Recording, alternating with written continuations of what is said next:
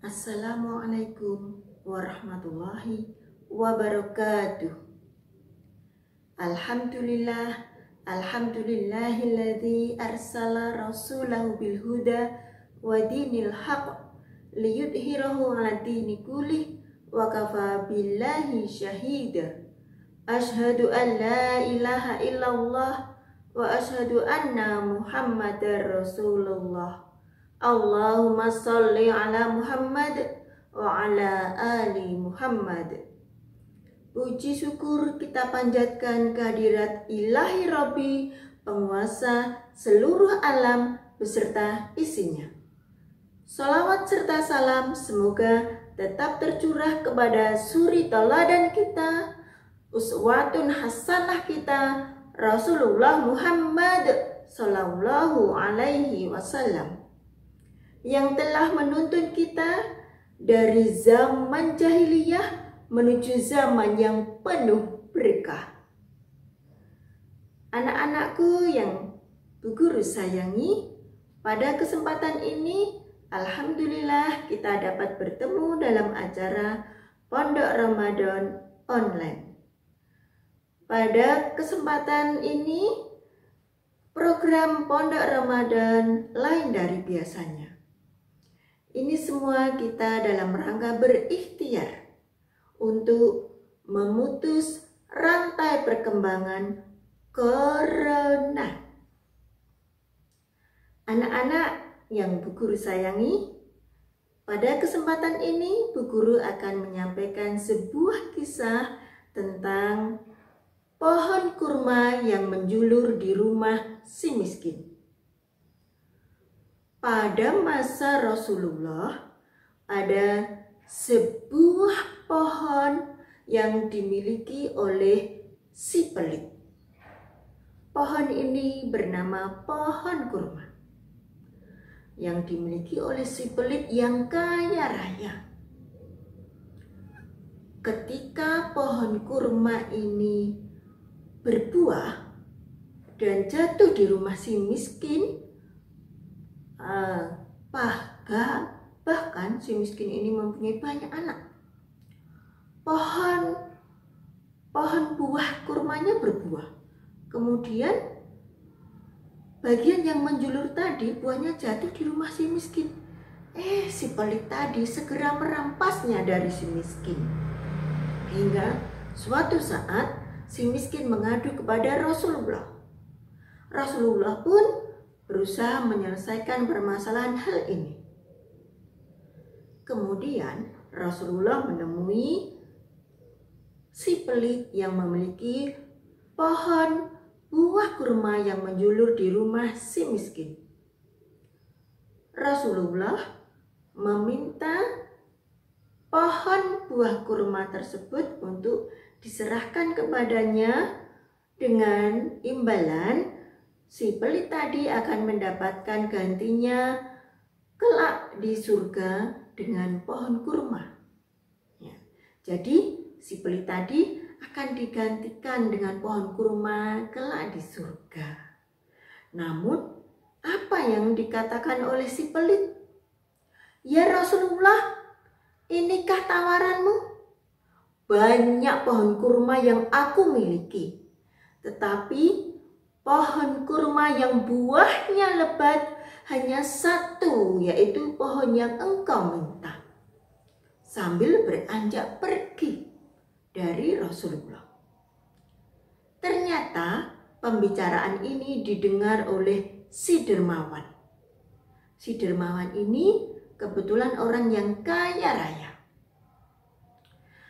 Kemudian si dermawan menyusul dan menemui Rasulullah dan menanyakan, apakah tawaran yang disampaikan kepada si pelit tadi berlaku juga untuk dirinya.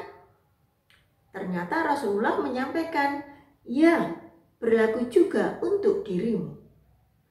Si dermawan tadi dengan wajah riang segera bergegas untuk menemui si pelit yang memiliki pohon buah kurma yang menjulur di rumah si miskin tadi, dan menanyakan, apakah pohon buah kurmanya akan dijual. Namun si pelit tadi menyampaikan bahwa pohon buah kurmanya tidak akan dijual, kecuali jika ada seseorang yang memenuhi permintaannya. Dan permintaannya ini memang belum tentu semua orang bisa menyanggupinya. Lain halnya dengan si dermawan ini. Si dermawan ini bersedia memenuhi permintaan si pelit tadi. Ternyata permintaannya adalah sebuah pohon kurma yang menjulur di rumah si miskin itu digantikan dengan 40 pohon kurma yang dimiliki oleh si dermawan. Namun karena semata-mata mencari ridho Allah, maka si dermawan ini sanggup mengorbankan 40 pohon kurmanya untuk digantikan dengan satu buah pohon kurma yang menjulur di rumah si miskin. Nah, transaksi pun terjadi dan transaksi selesai. Maka si dermawan segera bergegas menemui Rasulullah dan menyerahkan pohon buah kurma yang ia beli dari si pelit tadi. Rasulullah pun dengan senang hati menerimanya. Dan Rasulullah segera menyampaikan hal ini kepada si miskin. Kemudian si miskin akhirnya diserai oleh Rasulullah berupa pohon buah kurma tadi. Rasulullah berkata, "Ambillah pohon buah kurma itu untukmu beserta keluargamu." Dengan syukur yang luar biasa, si miskin ini menerima pemberian Rasulullah dengan senang hati. Dan syukur yang luar biasa berulang kali diucapkan oleh si miskin. Nah, anak-anak, demikian tadi kisah sebuah pohon kurma yang menjulur di rumah si miskin.